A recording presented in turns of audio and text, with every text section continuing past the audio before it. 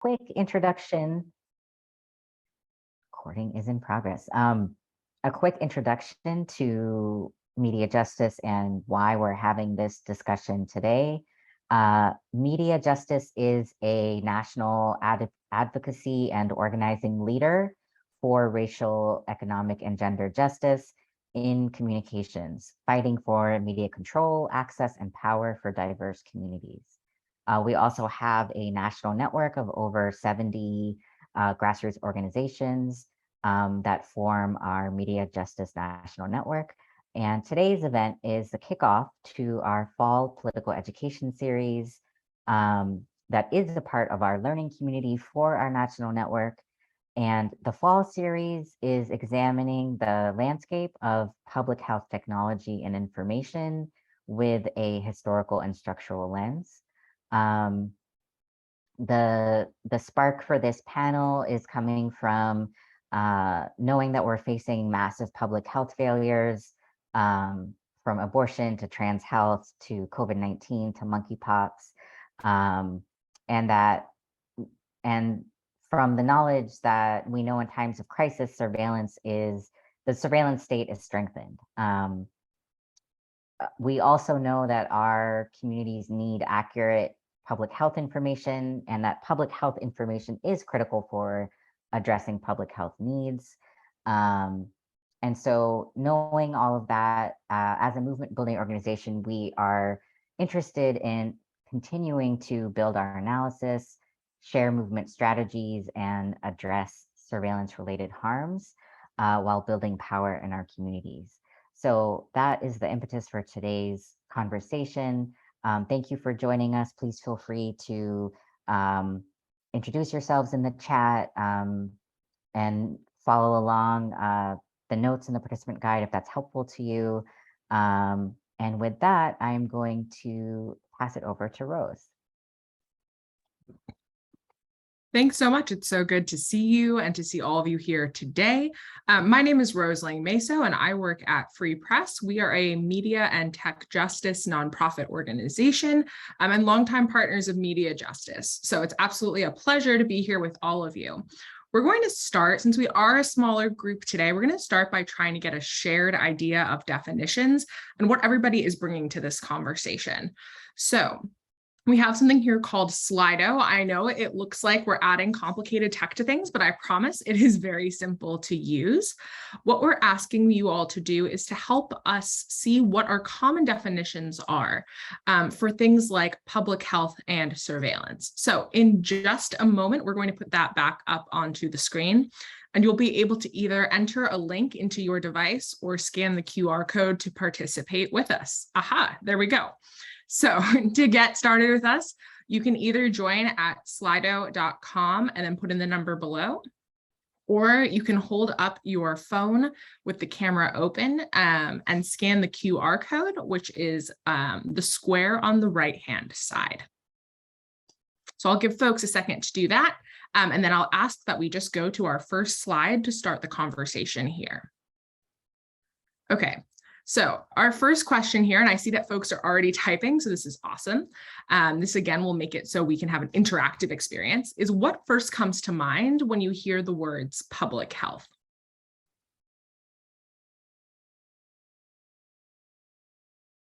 And I'm of course going to give people a minute to just get onto Slido.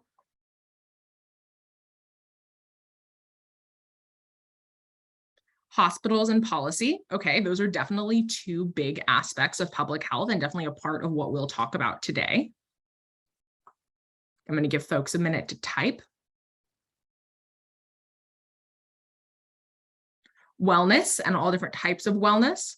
The right to have control over health decisions, but something that maybe is also under-resourced and maybe can be really, often not focused so much on people first, but instead in terms of government and academics. Okay, access is a big theme here, and justice. So thinking about different types of justice, including environmental, reproductive, maybe criminal, and how all of these things fit into our daily lives, but also into a medical industrial complex. A social response to health and well-being of people rooted in justice and equality. That sounds like an ideal version of public health. But then also we have maybe another interpretation where we have somebody here talking about a white savior complex, which is super real, and a racist history of research on Black bodies in the name of public health. It can also be part of that colonizing apparatus, right? So it's definitely not just one thing. And I think that's something that you'll hear from all of our panelists here today. We'll give people a moment just to marinate on those.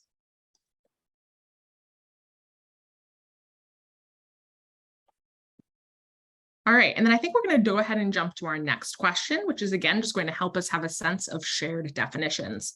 So if we go ahead to the next slide here in the Slido, what do you think of when you think of surveillance? What does that refer to? What images, scenarios, historical or current events does that elicit for you? So again, we'll give people a moment and I'll try to crystallize what I'm seeing here in the Slido. Criminalization and state systems of monitoring, policing, and tracking. Social control and oppression by observation, absolutely, or even that implication or threat of potential observation, right? Absolutely. Being watched and controlled.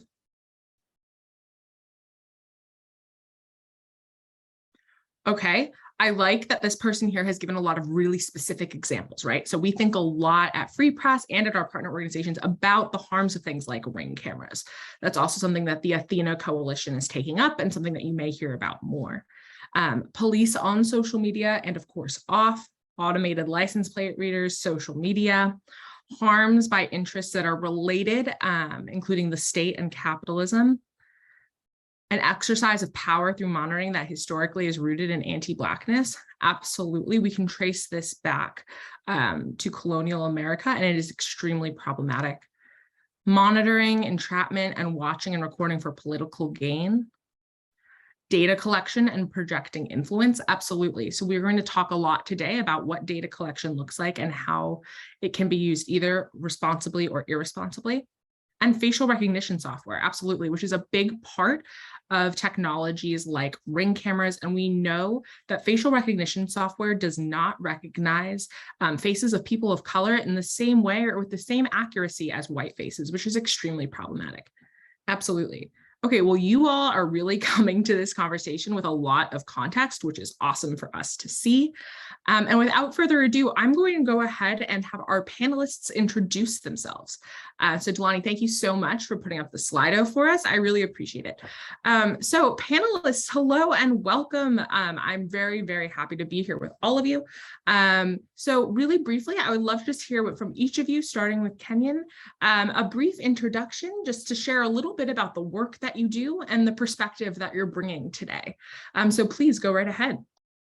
Sure, thank you. Again, Kenyon Farrow, he, him, his pronouns. I'm the managing director of advocacy and organizing with Prep for All, which is an organization founded just a few years ago to really push for the expansion of PrEP, the HIV prevention medication, for those who are unaware, for folks who need it around the country. And I come to this particular conversation, so one as a public health activist and writer, but also as somebody who, as an activist, has done a lot of work around kind of HIV criminalization and the use of, and even some of the concerns now kind of emerging in the last few years in the kind of HIV movement community about the use of molecular surveillance as a form of public health research and potentials for various kinds of interactions with police, prisons, the carceral state, the prison industrial complex, et cetera.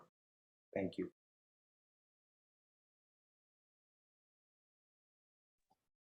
Awesome. Bita, would you like to go next? Hi, everyone. Bita Amani here. I am I'm a part of the Stop LAPD Spying Coalition. I'm also a public health practitioner. I teach out of a University of Medicine and Science here in Los Angeles. And most of my public health work has really been around understanding the way that systems and structures both impact health and also are leveraged in order to create, more, in order to entrench existing harm. So I really study crisis, crisis response, and how our communities are constantly under public health crisis. So a lot of my work also intersects with trying to understand criminalization and its impact on health. I'm trained as a social epidemiologist, but I find most of my time and work really around trying to better understand our existing community health system, and how local community health infrastructure has always taken on the role of doing the work that our formal public health system can't, but how then also in terms of crisis, it undergoes unique types of pressures that take it for granted and can end up putting us in situations where our health is worse off than it was before. It's wonderful to be here with you all today. Thank you. Thank you so much. Jamie, would you like to go ahead? Hi, everyone. I'm really excited to be here. My name is Jamie. I use she, they pronouns. I've been an organizer with the Stop LAPD Spying for over a decade. My work at the Stop LAPD Spying was primarily around predictive analytics and predictive policing. I helped to run one of the first campaigns against Predpol and Operation Laser, LA Strategic Extraction and Restoration. So that was where I was doing most of my work in the last 10 years. I currently am a registered nurse in East Los Angeles. I've been a registered nurse for about 13 years. I specialize in acute oncology, but also acute medical surgical nursing. I work with a predominantly Latinx community, speaks mostly Spanish. My work is also about a stone's throw away from Skid Row. So I work with a lot of residents from Skid Row as well in the hospital. Currently, my work is shifting towards more, I think, social justice perspectives in healthcare, particularly public health as well, looking at public health surveillance and its integration into counterterrorism tactics. So I'll be speaking a little bit about fusion centers. I'll be talking about counterterrorism. I'll be talking about the information sharing environment, and particularly talking about public health and healthcare information that's getting integrated into that. One thing I do want to say is that I was on the front lines of the COVID pandemic. The hospital I worked at became primarily a COVID hospital during the first surge.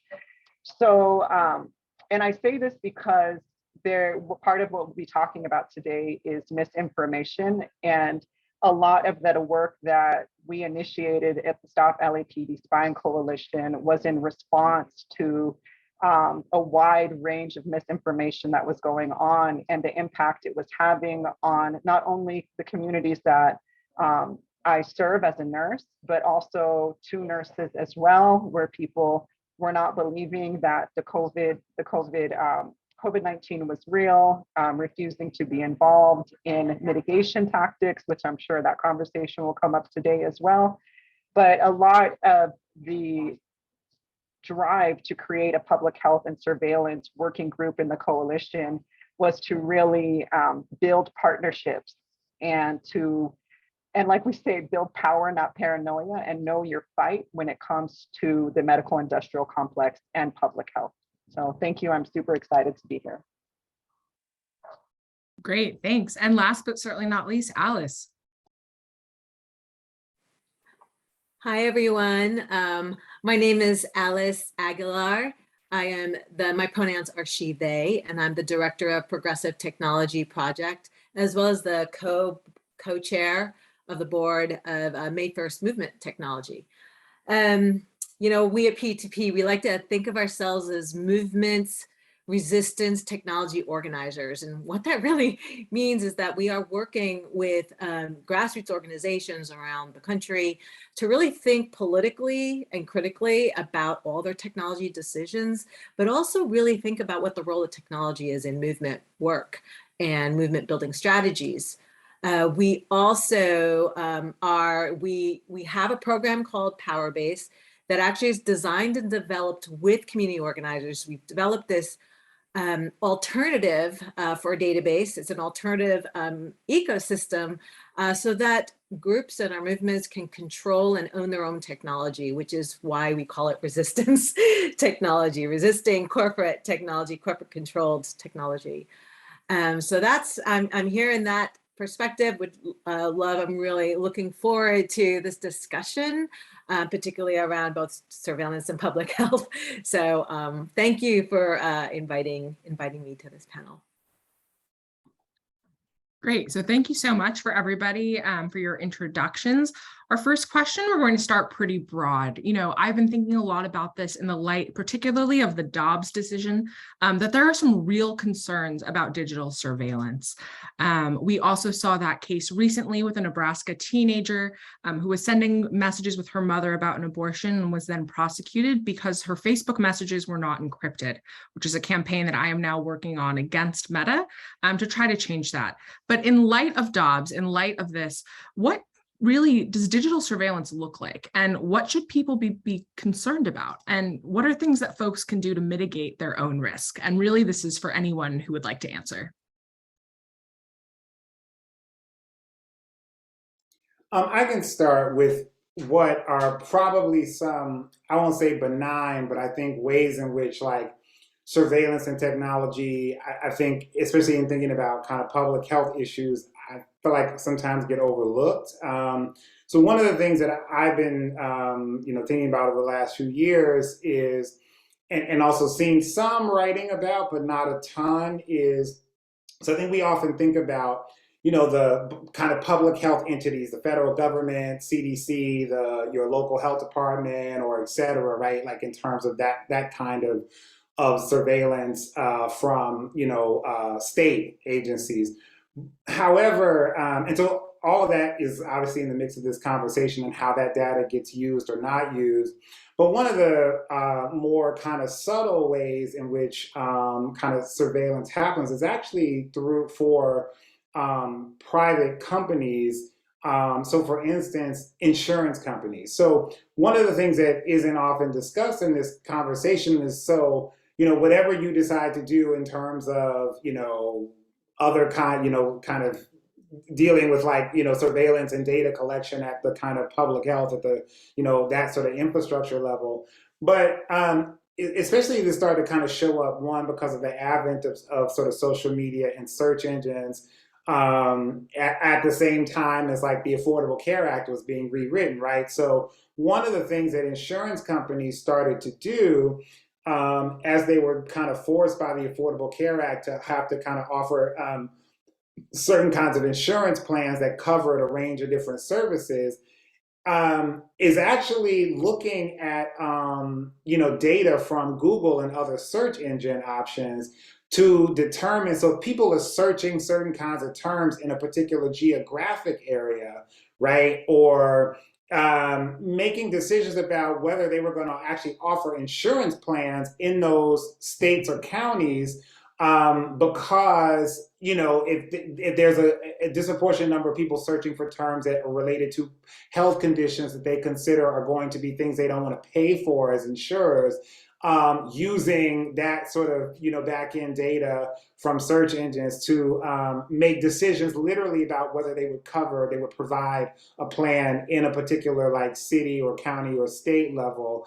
And so that's just one of the ways that kind of surveillance technology, I think, shows up when we think about kind of health infrastructure. And I also want to separate public health is one thing, biomedical research is one thing, medical and healthcare systems is another thing, and they have relationships and they interact. But I think we sometimes get them confused as the same thing, and they all have their own problems. But like, but to say that that's one sort of way in which like private interests, without having to kind of deal with HIPAA laws or deal with your specific sort of data, extrapolate data through kind of search terms and search engines to then look at where they're going to actually provide a service like a health plan.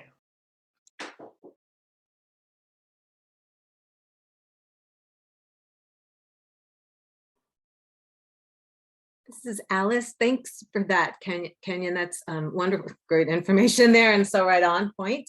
I sort of wanted to sort of step back a little bit more. Like, let's have this big picture, because I think we at PTP on May 1st, we think it's really not the technology and the idea of surveillance that's the problem. It's who's controlling it, who is owning it, what's the purpose, how is it being designed? Because surveillance technology, or what they have this other terminology, surveillance advertising, right? That's about collecting all that data, has been around for a long time. It's working as designed. It's working because of capitalism, right? So if we can put that in perspective, it makes us, maybe it'll help us think about how we approach our strategies to fight capitalism, right? And I know that's the big thing. It's not the low-hanging fruit. I get it. We're trying to what do I do? Do I not use an app? I believe that we do need to have public health data, but it's how are we getting that data? How is it being used?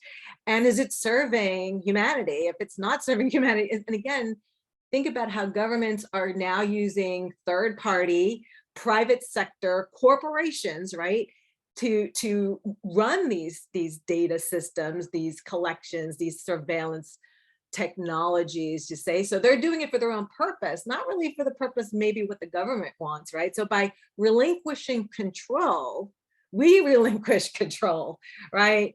So they, corporations, there's a handful now that are owning all of this surveillance. I think it's Google, it's Meta, which is Facebook, it is Amazon.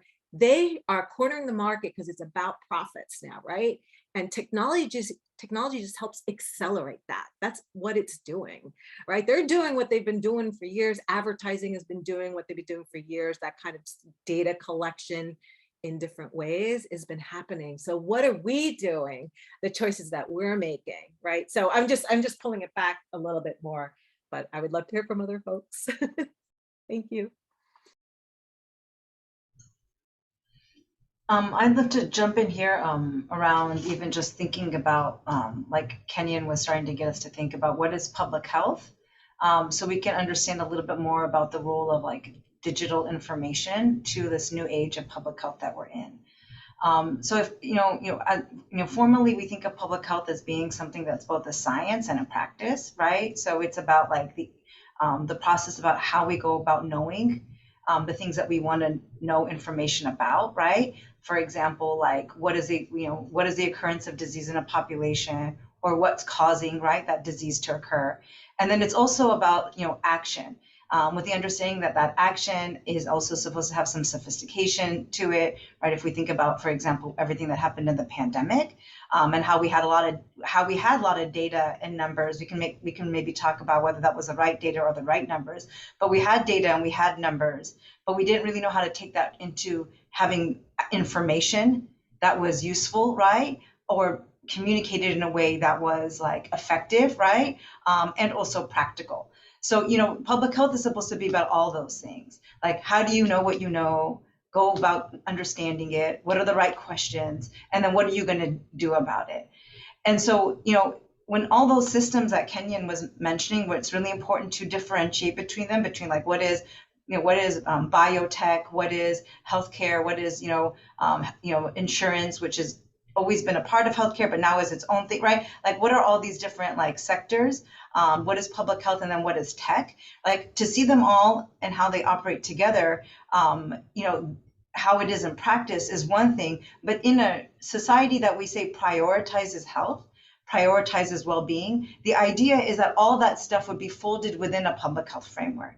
And so that public health would be the container that medicine would work out of, nursing, biomedicine, all these things, including pharmaceuticals, right? Because the idea is that you would only want to make drugs that were relevant based on the needs of the people, right? What do the people need? And therefore, let's make a drug that addresses that directly. And also at the same time, not only what is dominant, but also what affects a minority group that would be very much have quality of life issues, right? If their needs were not addressed, right? A proper system would be able to hold all that and then be able to prevent and conditions from even getting to a place where you would need sophisticated technologies in order to be able to address the problem that's there. So on a fundamental level, there is no real the public health system that's in this country has always remained in a way as a set of tools and practices that are kind of dropped within each of the other sectors, but never really coordinated on a national level. Why this is very important is that right now there was this Commonwealth Commission that's been put out about talking about what would it mean for the United States to have a national public health system. And people are like, wait, we don't have one? It's like, no, we didn't. We went into this pandemic with no national public health system, right? So that public health was all about being coordinated on a local, on a state level. But then that doesn't sound right to us because we're like, but public health activities happen on the level of the nation, and they always have. What has happened always and consistently since the settler colonial occupation of both these lands as well as all of them around the world has been public health surveillance. Public health surveillance has always occurred. So surveillance, and specifically the monitoring of people and their bodies for disease to protect, right, the interests of white supremacy, of empire, right? That has always happened. And so what that has then meant, though, is that it's been about the protection, it's been about the management of different populations for the purposes of protecting those who are deemed useful for these colonial goals, right? For these purposes, which have been, for example, soldiers, if we think about the ways that like Puerto Rican, Filipina, like South Asian sex workers were routinely and systematically monitored for syphilis and other STDs, right? In order to protect like soldiers, right? So, you know, public health surveillance has been something that has always occurred and always been happening.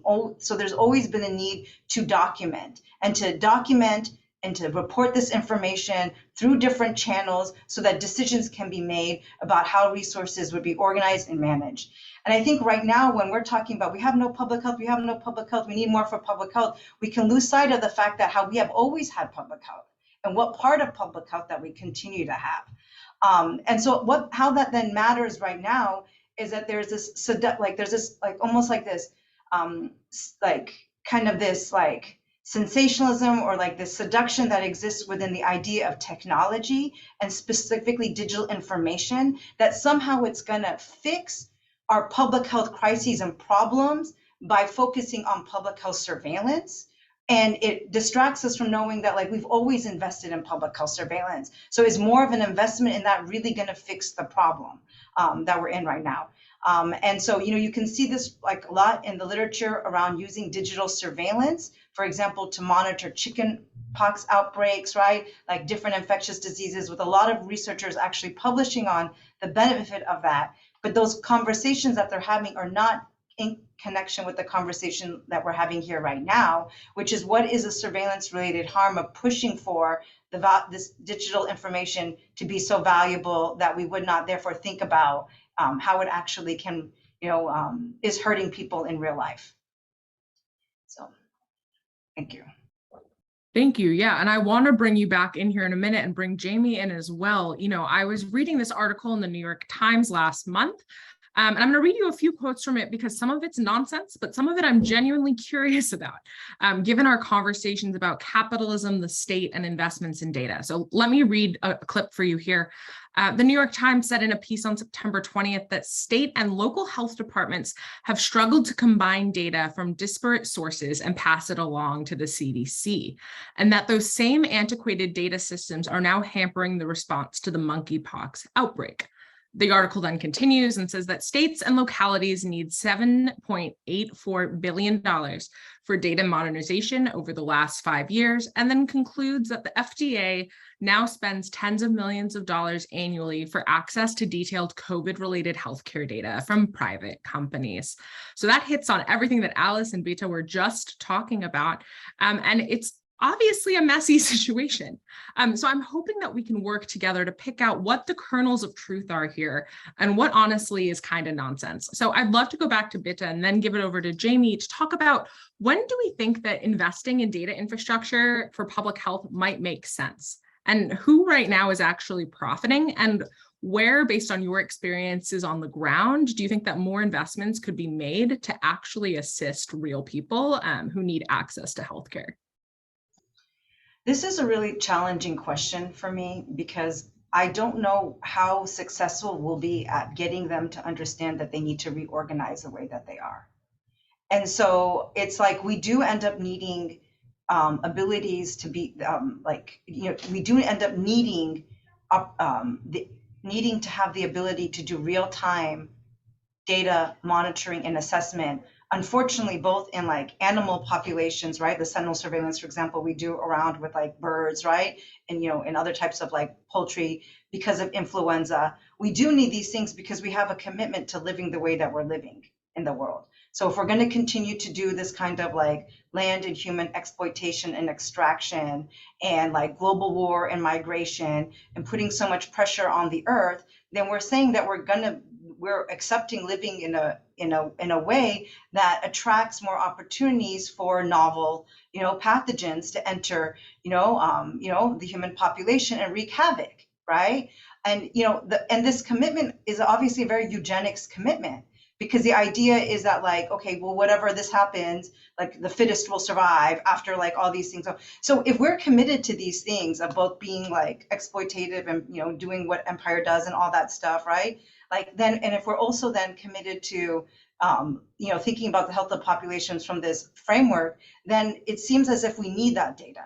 But if we are committed to something different, then I think overnight, like we would stop collecting that data and already do the things that many people have told us we need to do in terms of where to invest the money and how we should focus on a new relationality, right? A new way of relating with each other. So I can't really answer that because I don't know which way we're going. And then, as Jamie said, some of this has to be contextualized as, in the context of us coming out of wanting to use whatever skills and resources we had for that to be effective during the pandemic. But, very much also in a kind of disarray as to like what is going on, right? In terms of where we're going to be moving forward.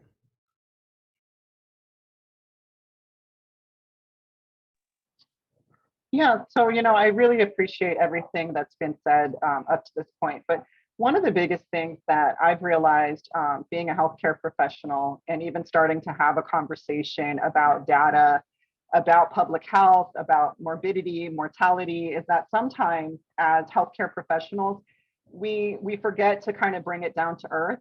And as we saw in the beginning, everybody has varying understandings of what public health is, what its function is. I think as a registered nurse and being in a clinical environment, having my interaction is directly with patients. And so my interaction is like, you're my patient while you're here, I'm taking care of you, you leave, and then what happens to you? What systems exist outside of that actually help you?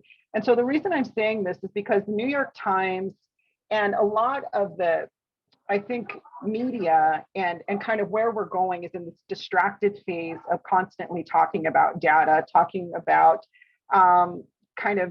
surveillance of emerging infectious diseases. We were talking about COVID, and then we were talking about monkeypox, and it almost became in the sense of like a scare tactic. And these boogeymen, which are real, COVID was very real, monkeypox is very real, the impact it was having on communities were very real and visceral. But I think the biggest problem that I have is that the actual local areas that have concerns are often being negated because we are spending so much money and so much time looking at these larger issues, right? Where when we think about Skid Row, which is where, and I'm just going to tell a little story about where the Stop LAPD spying is located. We are located in Skid Row, where on any given night, about 5,000 people are unhoused, whether they're living in temporary housing, whether they're living in encampments, or whether they're living within missions. So from there, right, when we think about that humanitarian crisis, and then we think about public health does exactly what it did in the modern version of public health, right? And Bita talked about kind of like the history of public health, but this modern version is that it was formed in public health surveillance as a tool of public health, right? Because we kind of combine it, but realizing that it's a tool within public health was really kind of created out of this idea of biological warfare, right? So we first start getting that integration of like counterterrorism and whatnot. But what it essentially does is it counts morbidity and mortality. It counts who's suffering from the disease and who's dying from the disease. And in the end, everybody just becomes a vector of disease exchange. Like, I'm a person that has a disease and I may transfer it into you. You become someone who's suffering from the disease, and everything that's happening around you isn't an area of concern, right? So what happened to Skid Row during this time, right? What happened to the people during this time when contact tracing was happening with people who could, who had cell phones, were able to download, they were encouraging to download a tracker so that you could figure out if you were, if you were exposed to COVID. They had infrared monitors when you would enter a building to take your temperature to prevent you from that. They encouraged hand washing, they encouraged testing. But in Skid Row, all of a sudden, there was no place to wash your hands. There was devoid of people handing out or distributing food, and there was no mass distribution. And there was a complete ghost town in Skid Row. And it was local communities like the Los Angeles Community Action Network that actually started to fill in where public health wasn't there, right? So these local areas of concern. But just like, the same, and if we think about it, right? And we think about public health surveillance as a tool within the public health infrastructure, it becomes this kind of generating kind of system that demands more and more money, right? Demands more and more money to protect us from bigger and bigger diseases, because these areas that are being completely negated, like Skid Row, which is a humanitarian crisis, one of the largest concentrations of unhoused people in the United States, which is completely being ignored. Then we're spending tons of money. And like one of the biggest contracts that Palantir got in 2020 was, hold on one second, I wanted to pull it up because I thought this was really important. So May of 2020, it got released that through solutionings with holistic analysis restructured for enterprise share, right? HHS spent $90 million to incorporate Palantir and its programming Foundry. And Foundry was basically going to be used to start integrating healthcare data. Now we're talking about $90 million, and that's just one of the contracts that Palantir got, right? When we talk about Skid Row, at one point in time, and these are the analogies we need to make to kind of understand when we talk about public health surveillance, what is it actually within public health and what is it actually doing, so that when New York Times starts saying, we need all this data because all this data is going to keep us safe, you didn't do anything for Skid Row. Like nothing happened to Skid Row during that time. It was completely ignored and completely abandoned. And it took local communities to try to start initiating keeping people safe in that space. So anyways, kind of like going back to that, I think when we ground ourselves in not only what happens locally amongst communities when infectious diseases emerge, when disease emerge, when there is someone with a disability, when there's, just any type of healthcare need that's there, who is actually on the front lines of caring for that, in order for us to kind of take care of each other, so that we're not always kind of looking for the big boogeyman. And I think Bita put it really well when we were thinking about when she was talking about like how we're constantly like chasing our tails, in the sense that we're constantly looking for or chasing after these infectious disease because we're protecting a certain type of lifestyle that we want to live. And until we start to invest in communities, until we start to actually secure ourselves with healthcare, with housing, with the resources we need, we're going to be dependent on investing millions and millions of dollars into these types of infrastructures. And it's not to say, again, that we don't need them, but we're going to become increasingly dependent on them, and protecting only a certain amount of people will benefit from those systems, and everybody else that's deemed, disabled, disposable, too difficult to care for will be forgotten. And so when the New York Times does this to us and distracts us, it basically kind of almost says, don't worry about those people, invest in this money if you want to get back to normal and you want to protect your lifestyle.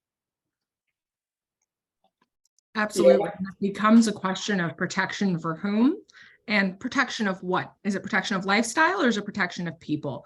And Kenyon, I want to bring you in here. And I also want to ask you, while we're here, we're thinking about monkeypox now as sort of the next emerging illness, as the New York Times put it. And I just want to also, provide space in this conversation to think about what the history of criminalization and stigmatization of disease, what that teaches us here when we're thinking about monkeypox. I'm thinking a lot about HIV and AIDS in this conversation, and so I'd love to hear your perspective there as well. Sure, thank you. Yeah, so just to the monkeypox, because one of the things, like, Prep for All, we've been, working, we actually, not to like whatever, right? But we were like the organization that called CDC, FDA, and HHS back in May and said, what the hell are you doing? Because there's no response to, we know these cases of monkeypox are here, and there was no response. And so one of the things that happened, so to tie together kind of what Jamie and Bita talked about in terms of some of the public health kind of philosophy is built both in the kind of like, anti-blackness, settler colonialism, but also just in kind of militarism and the kind of idea of like security frame and defense framework. So the vaccine that we're currently using, the Jynneos vaccine, was developed by the U.S. And I should say too, what people, the U.S. military has a very extensive biomedical research arm that does, it's like so much of like our actual research on like diseases and stuff happens through an idea about protecting like U.S. soldiers and like the U.S. from global threats, quote unquote, right? So that's like embedded in the framework. But specifically around the Jynneos vaccine, it was developed by an agency in HHS called BARDA, which their role, BARDA, and I forget what the acronym stands for, but BARDA's role is to do research and development for infectious diseases that the U.S. government sees as a potential like threat, right? And so this particular vaccine was developed post 9/11 out of new bioterrorism money to protect against smallpox and monkeypox kind of subsequently. So part of the reason why it took so long for us to get vaccines in the country, and there are other reports about the millions of doses that got, that were thrown away some years ago. We had like several million doses in the United States that they just threw out, right, prior to this particular outbreak. But part of it was because in BARDA's sort of ethos, they're not thinking about public health in the sense that we would think about it. They're thinking about it in terms of a biological terrorism threat. So while they had an actual vaccine that could work, right, to prevent and to stop the spread of these cases, they could have started the vaccine process in May when we started seeing cases. They didn't start until really late June when we started screening at them to get the doses they had sitting in a warehouse in Copenhagen into the United States. Why? Because they didn't even think about it in terms of because it wasn't a quote, it didn't happen in a kind of bioterrorism kind of framework, right? So that's sort of like one piece to it.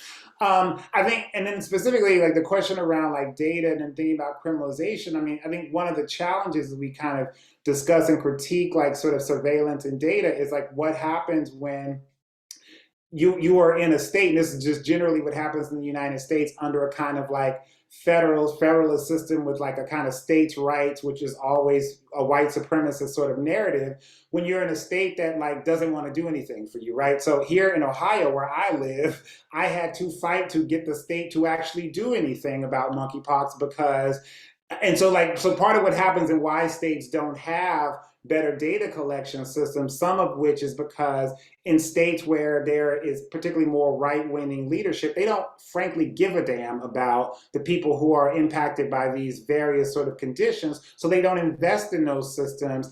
And then because the CDC doesn't have there's no law that forces states to turn over specific kinds of public health data, so they have these cooperative agreements with states to share data. And at the CDC level, generally, it's around number of cases, demographics, not attached to names. Like the local health departments may have names of folks, but that's sort of how it's shared. But because there's no actual legal reason for states to share data with the CDC, CDC can only do what they can with whatever states give them. And sometimes, and I can tell you from working, like kind of engaging with folks at CDC, sometimes they know the data they're getting from states is trash. But I would agree that like the data is only as good as the ethos behind how you want to use it, right? And whether you see, whether it's folks in Skid Row or it's gay men in Ohio or wherever whatever the thing is, how people actually want to like support people's health. Now, to the question of like kind of criminalization, I think in monkeypox and making the kind of HIV comparison, I think that in the monkeypox dynamic, there are sort of more direct comparisons than I think was true in COVID, which people were kind of making these leaps with the early days of HIV/AIDS, which I didn't think was quite the easiest leap, precisely because of what was emerging here around monkeypox that looked sort of similar in terms of HIV. So you had a disease. In the case of HIV, it was mostly fatal. We've only luckily had three fatalities to monkeypox. But because it was being spread largely through sex and drug use and through communities through which the state sort of deems as disposable, frankly, there just was no, I would say, sort of proactive response in terms of prevention and education or whatever. In the early days of AIDS, there was a response from the federal government. One of the first things they did, which most people don't talk about, is banned Haitian asylum seekers from entering the United States. They did that in 1982. Right? So before we even really understood what the virus really was, they knew that there was detainees of Haitian descent in Guantanamo Bay, Cuba, about 100 men who were HIV positive, right? And they, shut down, immigration and then changed the statutes so people living with HIV could not enter the United States at all, right? And that lasted until just a few years ago. So, so these were the kinds of things. And so when you think about monkeypox, right, it emerged in the United States largely among queer communities. And despite what people sort of think in terms of, I think people sort of have a sense now, but I kind of think that kind of post the same-sex marriage, people sort of thought, oh, the gays sort of have it, and there's no more homophobia to deal with. Well, I think that we're seeing, right, in a range of ways in our society, just sort of particular kind of hostilities, to queer and trans people, and to even cis gay men is still very active. And so the lack of a response, to me, in that sort of sense, because of where we were seeing monkeypox cases still emerge. And just today in ProPublica, there was a story about a researcher who I happen to know, William Jeffries, a Black gay man who works at CDC, who had monkeypox. And the ProPublica piece is about how you have a career level CDC employee get monkeypox and still struggle to get tested and struggle to get access to the treatment, right? TPOXX is illustrative of even people who work in that agency, right, who are among the populations on the outside, still could not get access for all of the kinds of reasons that we've been discussing. Thank you for that, Kenyon. Oh, I'm sorry, Bita, come on in. I want to, Kenyon, what you were saying about a lot of the original kind of conversations about wanting to compare what was going on with COVID with HIV. I think a lot of that also came from the lessons of knowing that when something is stigmatized, and then already you have a system of deep inequity based on racism, based on cis heteronormative patriarchy and capitalism. When you know that you have this system that's already like that, and intersectionality also shows us, and then people who sit on the margins of all those, right, or the of those things, the ways that they're impacted, that we know that stigmatizing disease is going to affect those people worse, right? And so I think people wanted to be able to articulate that, and they wanted to use the example of HIV to say, at no point should we go down the path of now trying to label and mark bodies and think that we can say who has what and do what. And then also, and then in the context of monkeypox, stigmatized by saying this has something to do with people's behaviors, right? Because public health has gone down a very bad path of medicalizing and biomedicalizing, and then also has these this kind of this cult trying to regulate on people's cultures and behaviors in ways that only stigmatize and also miss the mark on how people are actually living, right? So all that I think was caught up in these comparisons and responses. But to the point about the what happened early on in terms of closing the borders and then not allowing people to come in during the COVID response, the first one of the first acts on March 13th, the Trump administration puts in Title 42, which expels around like 1.7 million people, right? And closes the borders essentially for Haitians. So it's like, it's the same response. I mean, Stop LAPD Spying is always, a coalition is always reminding us these are continuations, right? These are not like just, okay, these are not just happening. So we can see so many parallels and analogs across them. But criminalization and health is also what's happening when we talk about addiction, when we talk about mental health, when we talk about what does it mean to decarcerate care. And I think, you started off talking about these recent decisions like that have like, profound like reproductive justice implications. And the way that these laws are now coming out that are forcing providers to have to report, right, on patients if they think the patient has like, violated the law, wherever they are. Like this is, this continues to now be another added level of criminalization. And so why I think this is really important, this question, and it's not only applying to infectious diseases, that it's something that's pervasive throughout the entire health continuum. And it also is something that, I think, at Stop LAPD Spying, we hope that the reality of this and the tension that the workforce feels around it is also an opportunity to build community power.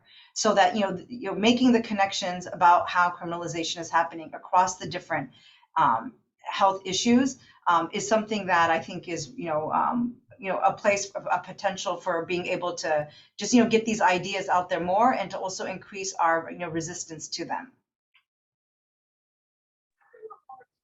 I wanted to jump in there real quick because I think I appreciate where we're kind of going when we're talking about, especially how healthcare is oriented, and when we think about even public health is oriented into kind of this self-regulation and individual activity.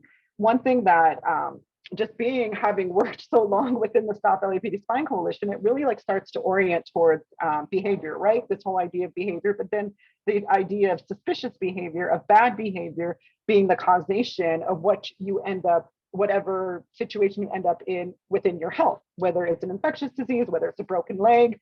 And I say this because this is when we think about how this intersection of criminalization is actually happening, healthcare data and public health data, because it's not just where fusion centers, when we think about counterterrorism and how domestic law enforcement is becoming part of everyday policing, and we think about the infrastructure that's set up post 9/11, post 9/11 infrastructure through the Intelligence Reform Terrorism Prevention Act, created the ODNI and all these surveillance, CIA, FBI, CIA, they all came under the umbrella. DHS, FEMA under DHS becomes all a part of this. And so they need to integrate all this information, and fusion centers became a really big part of that. So one of the things that I think in the coalition that we always understood is the information sharing environment, and we term it the Stop for State. And we understood it not just as being a component of criminalization and surveillance information, especially through the suspicious activity report, where again, it's this kind of idea of behavior being, good behavior, bad behavior, suspicious behavior, and then collecting information about the suspicious behavior. But now, and we always knew that it was, its intention was to kind of reach its tentacles out and start pulling in not only private data, as we talked about, through various apps, through various social media, but the infrastructure to bring in public health has been laid out. And prior to, establishing the information sharing environment, DARPA had the total information awareness. And within that, the public health information was completely like, no public health information is going to be integrated into this kind of total information awareness system. But when you get to the Intelligence Reform Terrorism Prevention Act and the creation of the information sharing environment, there's no mention of public health, right? Public health data or healthcare data, which we're kind of in this, we're making the distinction of the several different parts of entities that come into play in our general health and well-being, right? We talked about public health, we talked about, medical institutions, we talked about, biomedical engineering. So what I found so amazing and so shocking and terrifying was the actual usage of fusion centers within California that are actually have partnerships with California Public Health Department. And this is something as easy as a Google search right now. Everybody can get on there, look at, Google California Department of Public Health fusion centers, and you will immediately find a very friendly website that talks about fusion centers and its integration and the various programming it has within public health. And so for those folks that don't know a lot about fusion centers, is they have a very long history of not only being a part of the suspicious activity reporting program, which collects, these SARs, what they're called, suspicious behavior on people that gets reported into all, FBI, the Office of Director of National Intelligence that, oversees that. But fusion centers were also historically known to spy on, and I'm going to date myself. For example, the Occupy movement was a big center point of fusion centers, sending out, intelligence officers to spy on, to infiltrate, to dismantle, derail this movement. But if you go on that website, now that you have this actual entity of criminalization, you'll see that they're part of a program that says, let's get healthy California. Equitable recovery and resilience is another one of the programs. I think one of the biggest one, emerging issues, violence prevention initiatives, which there's another working group within the coalition that is kind of exposing and building power to dismantle countering violent extremism, which we're very familiar, and preventing violent extremism that's attacking youth K-12. So fusion centers are a part of that, and that's part in the name of preventing violence. And then community burden of disease, right? So now we have a direct link from fusion centers to public health data, medical data, and these kinds of things we really need to start to talk about and to expose, because when we talk about, which I really appreciated in a lot of definitions that everyone was bringing up, we were kind of integrated, right? The medical environment, the clinical environment, the public health environment, and we were also already thinking about the biosurveillance environment, knowing that our molecular DNA is out there. I mean, anybody who's been incarcerated or arrested knows their DNA has been taken already. So this is not unknown to us. So for us, when we think about health and wellness, when we think about healing justice, it's all integrated for us. It's all kind of a part of our health and well-being. And so I bring this up because this is the work that the coalition is starting to invest itself in, is exposing this kind of interlocking, right, that has always historically existed, but now is adapting itself to kind of legitimize itself. Because when you think about it, terrorism, counterterrorism activity is, again, the big boogeyman out there, right, that's going to come and, drop bombs or, just kind of involve itself in all this, intense terrorism activity that's, terrifying to people. Nobody wants to die. But really who it's impacting is Black and brown people on the street, in predictive policing programs, in Operation Laser, in surveillance of networks of people to dismantle and disrupt social justice activities. So when we start to think about how our public health data starts to get integrated into that, in 2010, when the Bureau of Justice Assistance released a report called Health Security, Public Health, and Medical Integration for Fusion Centers, it talks about medical providers in emergency department rooms being the eyes and ears of the federal government, so that if the federal government can send out a warning, oh, anybody that comes in with a gunshot wound, let us know right away, call right away. And we already know that those kinds of institutions existed, because those of you who work in any kind of direct services are mandated reporters.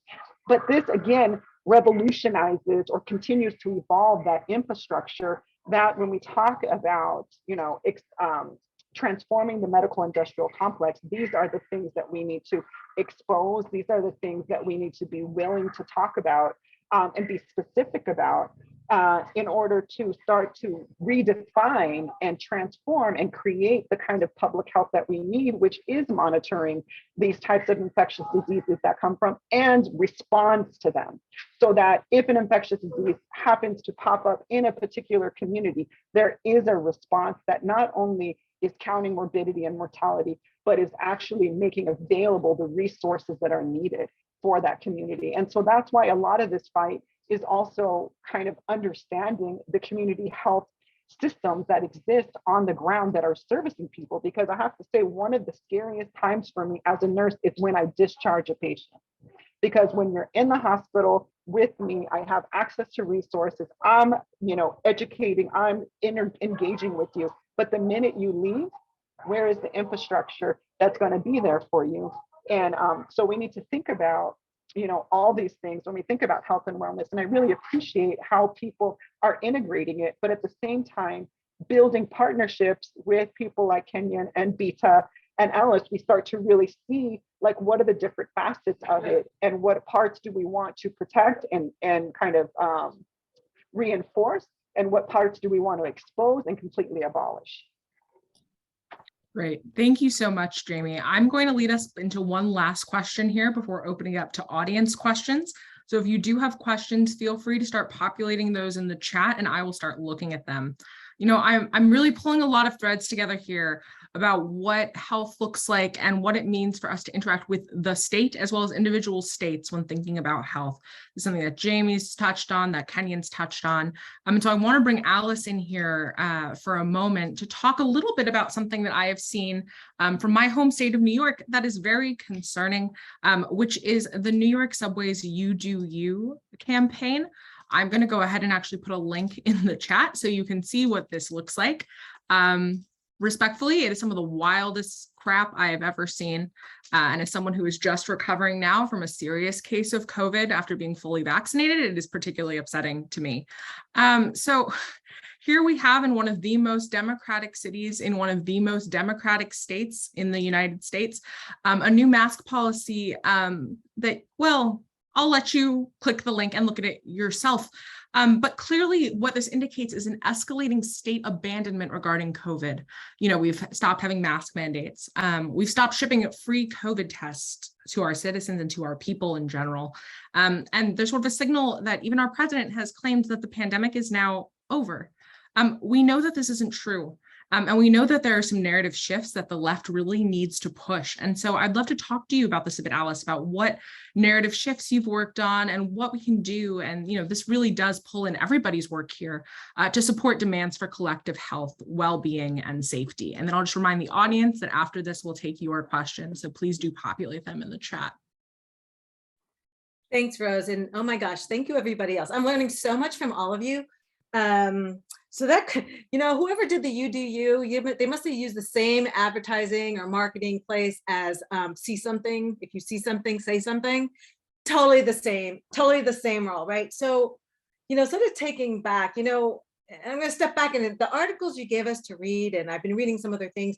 What really stuck out to me is that capitalism is ableist, right?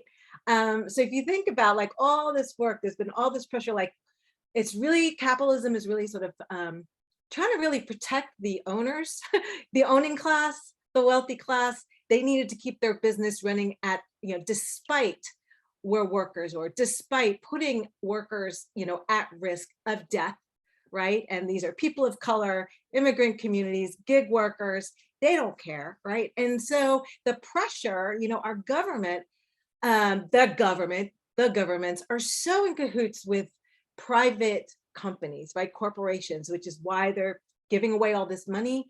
The corporations are also spending tons of money on lobbying, right? So they've got their finger in the pockets of elected officials. Note, and you've probably seen this elsewhere, we're not hearing from the left. We're not hearing from who we thought are the left. Like, have we heard much from AOC and Sanders around the whole COVID thing? Absolutely not. I think the left is lukewarm around our approach, around when it comes to public health, COVID, the role of the state, right? If you think about, because right now it's about getting workers back to work. Well, what about people who can't work? What about people who have different abilities? What about people who've aged out? What about youth? There's no infrastructure, right? There's nothing for them. And so what is the role of the state, role of the government, and how do we define this public health? If our government really was set up to serve the people, right? Which is what we would love to see, then wouldn't the government want to invest in the infrastructure that serves the people? And Kenyon, you said it just right. States that have the red states, all the right wingers, the extremists, they don't care about people of color, our communities. We are blind to them. We are called surplus population, right? If you think about capitalism, surplus population is like, there's no use for you anymore. So then what, right? You will not get work. you're scrambling for crumbs, you will die. And it doesn't matter. You are dispendable or expendable, right? So what is the role of the state? And so we need to sort of shift that and think about investing in our infrastructure, right? Investing in infrastructure that, because government, here's the struggle, I think, on the left. I think we struggle about what does the state mean? Because we have a way let's abolish the government. But then what happens? Who then and what then can actually redistribute wealth? Who then, what then can actually help build the infrastructure if we have people's sort of a democratic participation, right? So if we can have a government where there's people assemblies that actually can have say on what these infrastructures are, how they're built, so that there can be coordination locally, right? And redistributing those resources, creating those infrastructures that can provide care for all, for particularly populations that are totally invisible right now, right? And that also goes to the idea of technology, right? So how is technology being included in this? Because that's part of the infrastructure, right? Technology is helping. Technology can be good. It can serve humanity. But again, if we're not in control of it, if people aren't having a say in it, it's going to go right to corporations, right? Corporations will continue to do what they're doing, exactly what everybody's talking about, and not using data or even collecting data in an ethical way, right? That's going to serve us and try to understand how we can help rather than how we can destroy and extract. So again, I think it's how do we shift that narrative, and how is the left addressing this? Because I think the left has and I think it's slowly changing, but we have to be reminded about how ableist we are as a left, and again, excluding, right? We're not even thinking about our strategies that to consider the invisible, right? So I think there's a lot of work there, and I see that there is work happening on the ground, but it's still again, I'm not going to call out labor, but when you think about what labor is doing, they are focusing on the workers, but not really focusing. I think there was a focus a while ago about creating a place to take care of folks, but it's so short-lived because there's no resources, there's no infrastructure, no investment in those kinds of things. So what does that infrastructure look like?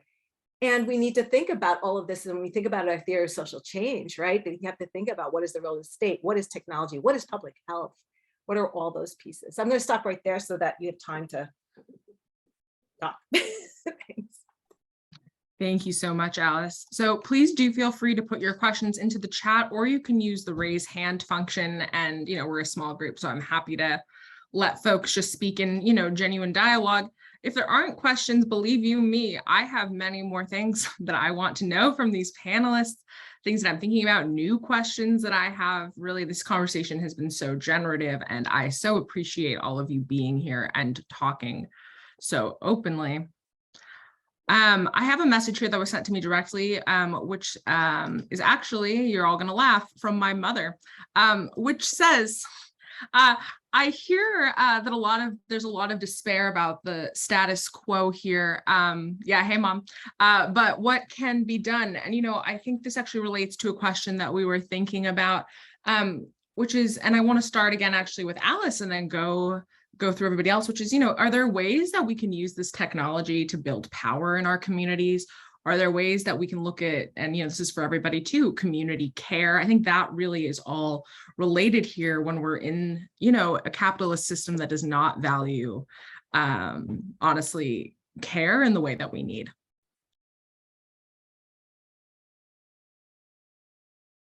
Sorry, I had to find my unmute. Yeah, so there are small pockets of organizations that are trying to build with communities technology that's owned and controlled by the communities, by movements. And there's no investment in that, right? That's like building our infrastructure, right? Sort of like if we're thinking ground up, but how do we also meet from at the state level? But if we're thinking about ground up, there are efforts right now, but they're just never seen, because the corporate noise, right? And the way their tactics and also how they manipulate behavior to get you to go to their products, right? And we're not about a product, we're about how do we build our own technology? Because we can. There are just a handful of groups, and we are probably all in the Media Justice Network already trying to do this, but we want to create like these, like we can create like these systems of care that include like community controlled technology that's designed for liberation, designed that's consensual, to serve the communities, to serve people. So that can be done, and we're trying, but there's no resources there at all. Because honestly, we're dealing with all the complexes. We're dealing with the philanthropic industrial complex as well, that's redirecting folks into other corporate services, right? Rather than building the infrastructure that the movement, the left and the movement sectors need. So it can be done. And I think, again, it's about who controls it, how it's designed, and what is its purpose, right? The technology is not the bad thing here. It's like the who. It's like who's running it, right? And like, how do we then take it back? Because it used to be free. There was a time it was free and it was doing really good stuff until it became commercialized by corporations. So I'll stop there so there's room. Thanks.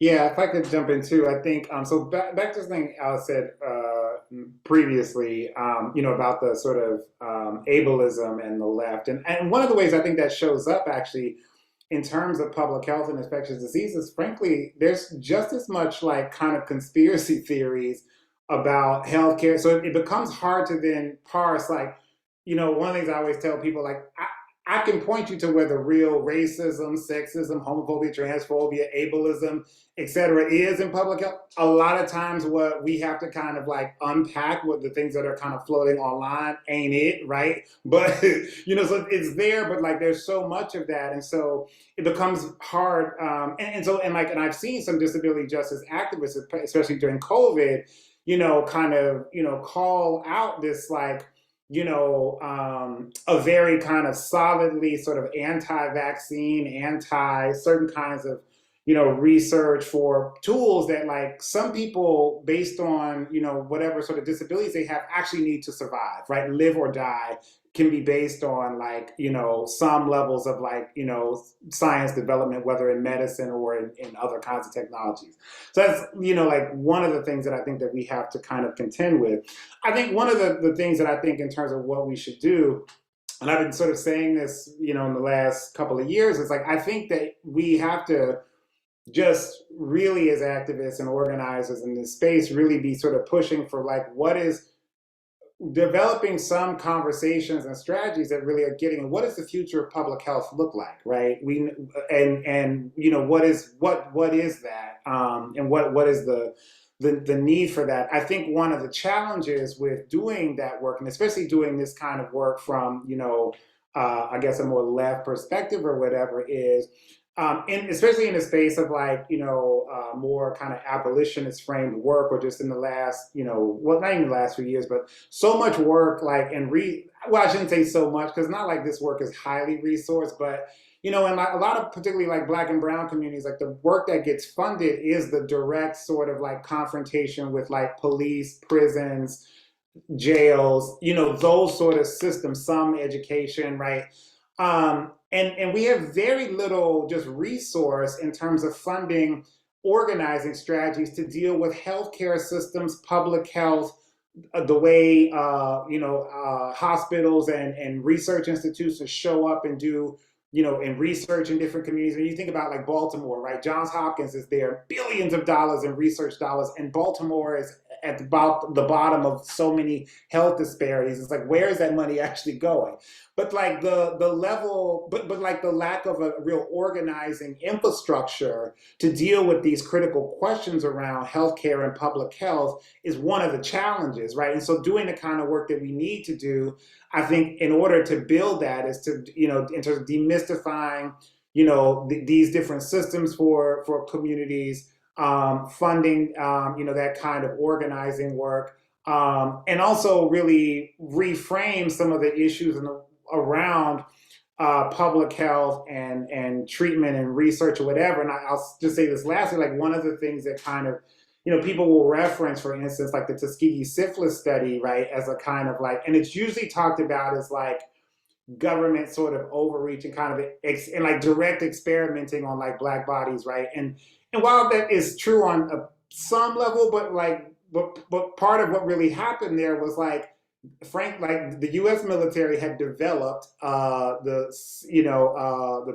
penicillin as an antibiotic, to treat and cure syphilis, and that which happened 10 years after the study began, and for another 30 years they kept that actual access to a public health intervention from those men in Tuskegee, Alabama, right? And so if we begin to talk about things like that, right, that actually, particularly in most Black and Brown communities, at this point, it's less about sort of hyper experimentation and more about like you actually don't get the care you deserve, right? In most cases. And when I usually talk to folks, they get that. When people feel like there are things that are being denied them that they need, they get there. But we need infrastructure and resource to do that kind of work in our communities to really build, and so we can really answer the question about what a different public health system looks like. Great. Thank you so much for that response. I see 2 more questions in the chat, and I'm also aware that we only have until the hour together. So I'm going to try to combine them and just ask if anyone has thoughts on them to please share before I hand it back over to our friends over at MediaJustice. So there's a lot of conversation and context here about collecting data that is or may not be medically necessary.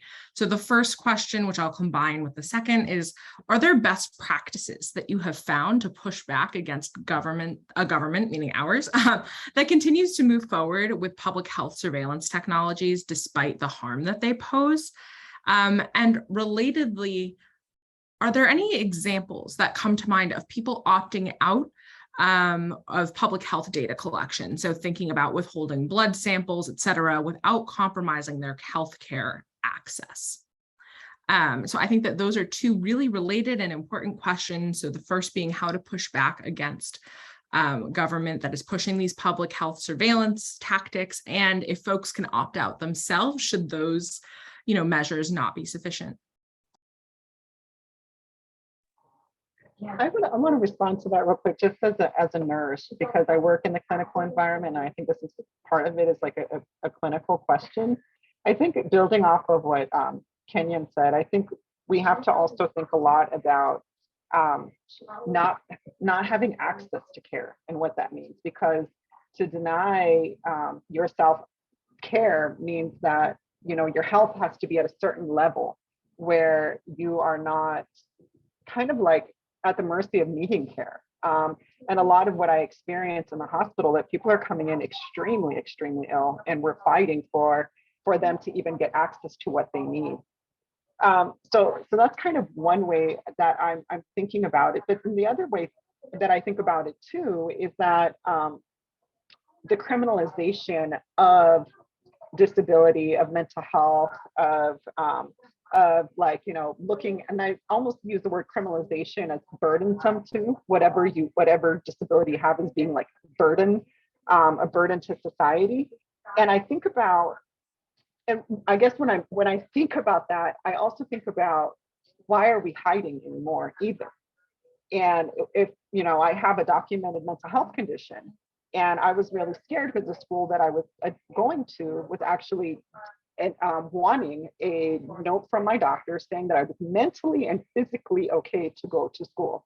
And at one point, I got very terrified that, this could be exposed, what was going on. But then the other part of me thought, I'm not going to hide anymore. And not that we all have that access to being exposed, but in some way and some time, we have to start the efforts to decriminalize conditions, whether they're disabilities, whether they're mental health conditions.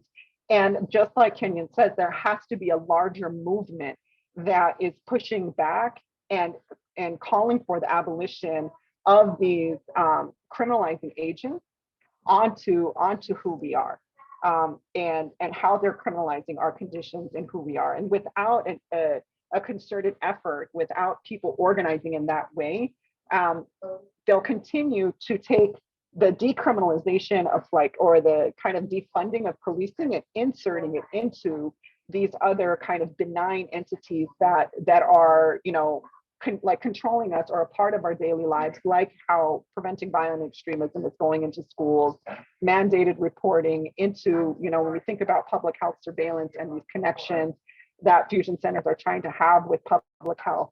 So that's kind of where my thoughts go is, how are we exposing this and then kind of pushing it out so that we don't have to compromise our health because we're afraid that these systems may be doing something to us.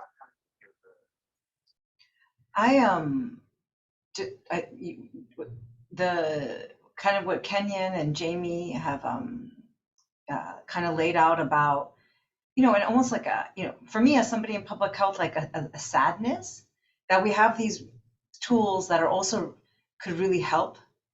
And there's all this concern about like, what's going to happen to me if I use them, right? And they're very much tools that have been created and perfected because of like exploitation, specifically of, if we think about, Black communities here in the United States and the way that our technology and our science and our medicine is really based on like what physicians learned like through enslaving, right? People of African descent. So, when you think about the history that went into play, if we think about HeLa cells, for, just the development of this technology, the making of this, of this good, but then people's fear of accessing it and really needing it, because of the way that we can't operate and we can't work in a place where we can offer what we know in ways that we can guarantee no harm.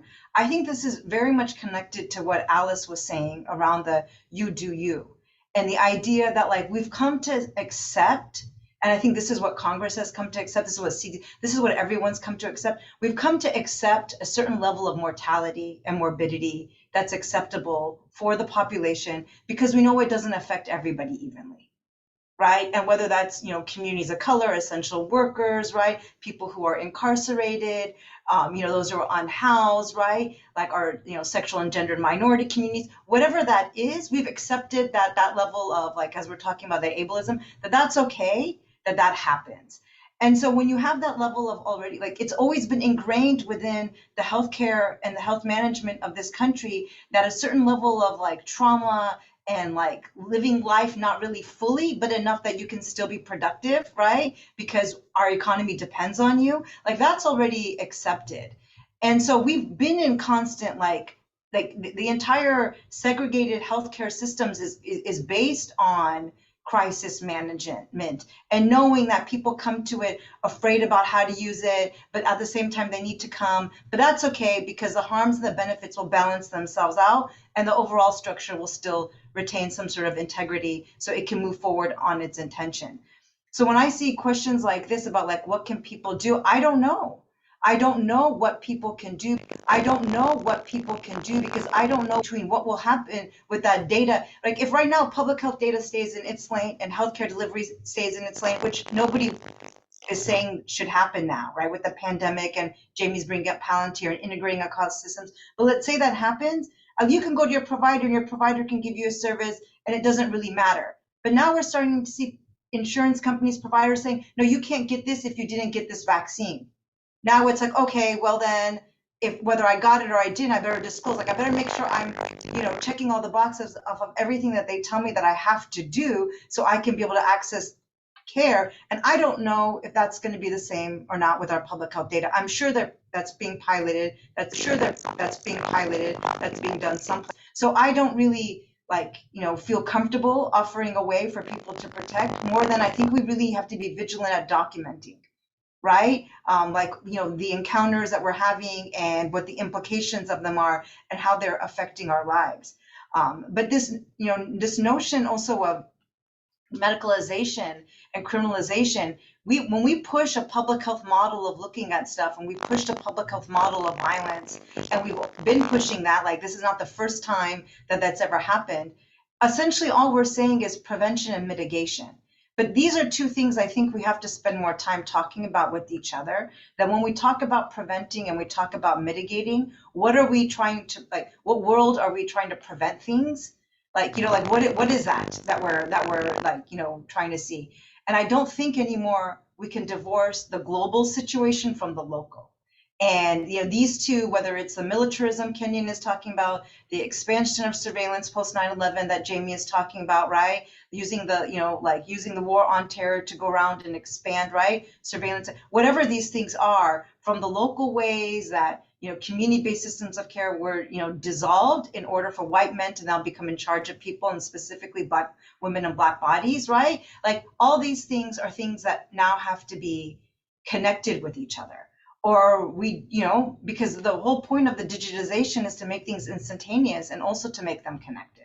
So we can't, I think, in our analysis, keep them, separate anymore. Thank you so much. I cannot believe that our time has already expired.